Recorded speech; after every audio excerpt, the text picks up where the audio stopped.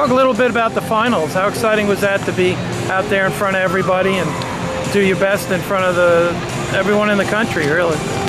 It was really hard. I mean, I've been wrestling with a fractured ankle for a month and a half now. Okay. I have ligaments that are torn out, and you know what? In the adrenaline, you can't feel a thing. In the end, it's not about the skill. It's not about how long you've been working. It's about the heart of how much you want it. It's about the size of the person, just how big the fight in the person. And I definitely want to give that back to our state. Texas doesn't have such a good name in wrestling, and you know what? I was tired of hearing about that. Now, one of your coaches, Nicole Woody, was a big, junior world champion and things like that. Has she been helpful to you about learning the game?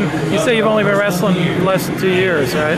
She has been such a blessing in my life. Her and her brother, Coach Will McKinney, they have just done so much for me, and I am so grateful to have met them and have them in my life. They definitely did so much for me in wrestling, and it was hard. It was really hard, but they cared enough to push me to that limit, and it all paid off.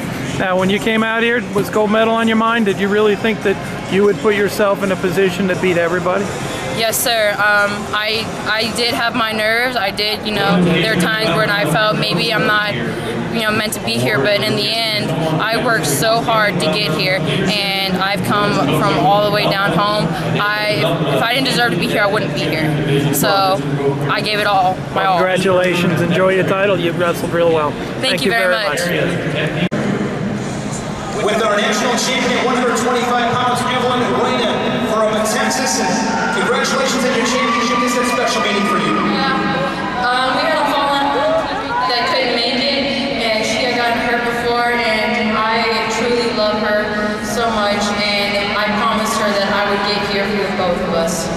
And Henderson, this was for you. This was to represent Texas and put a new spice back to our state.